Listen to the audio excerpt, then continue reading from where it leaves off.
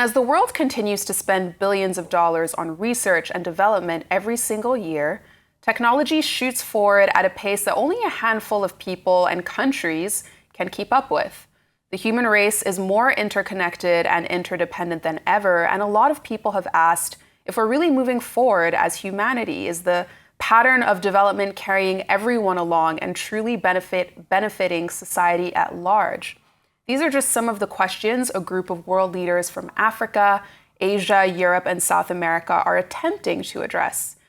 Arise News correspondent Vimbai Mutinuri Ekpenyon sheds light on this forum from Riyadh. Let's take a look. Is humanity heading in the right direction? This was the deep philosophical discussion held by a high-level panel of presidents and prime ministers at the 9th edition of the Future Investment Initiative. It came down to three major themes: climate change as an economic risk, ways to drive domestic business to pave way for self-sufficiency, and exploring ways to tone down the current war rhetoric.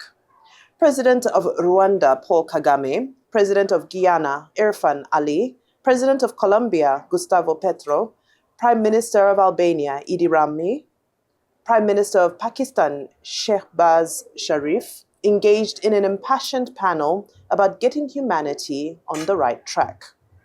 A trust has to be created so that leaders, people, the delivery I've just talked about, and the experience of the people move in harmony, and the trust can be created by involving, by making sure that it is measurable what you have delivered through this experience, and that's what we have tried to do. For my country, which is a very small country,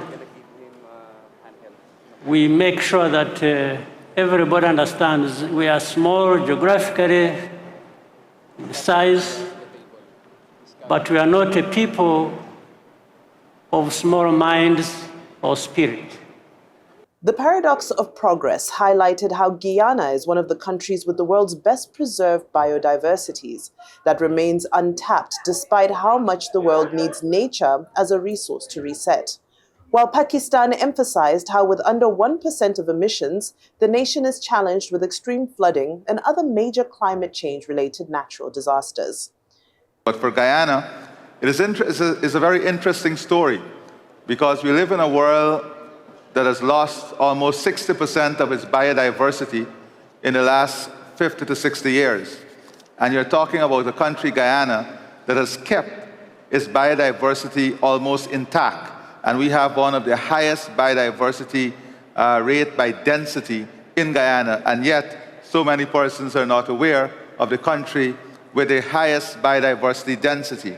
We have one of the lowest deforestation rate in the world, yet many people are not aware of the country with the lowest deforestation rate in the world.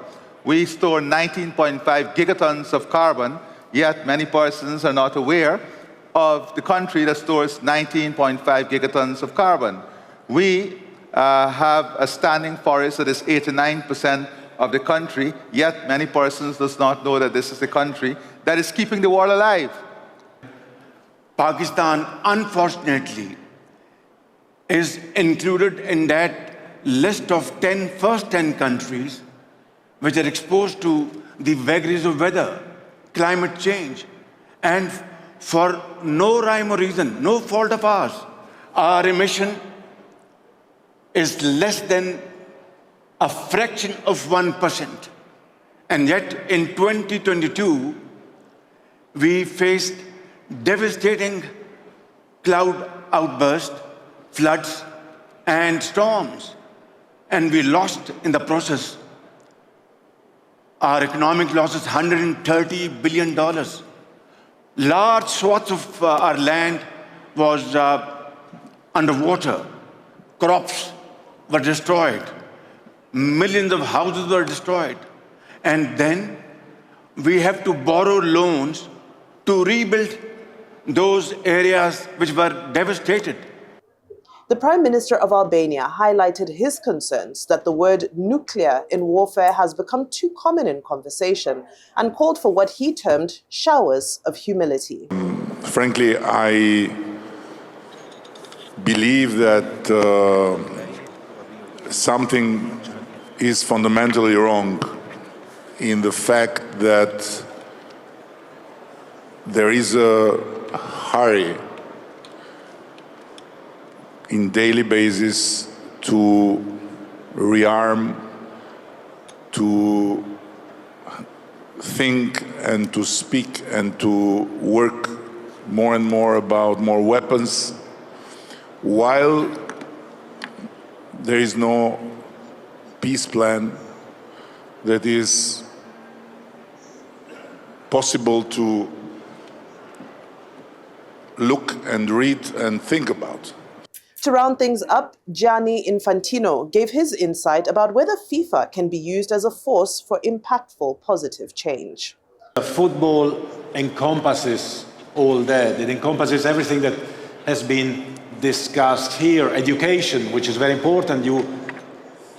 You can learn a lot by playing football, by playing sport.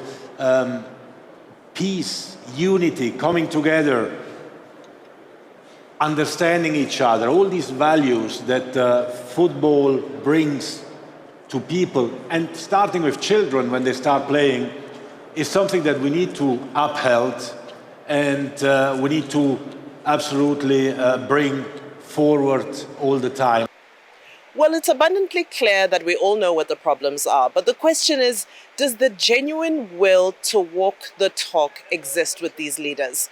Will this be just another talk shop where we discuss these pertinent issues and walk away and reconvene next year just to continue the conversation?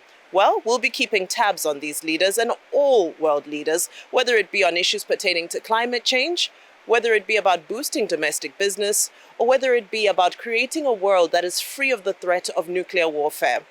It all stands to be seen. I'm Bambai Mutiniri Ekweyong for Arise News.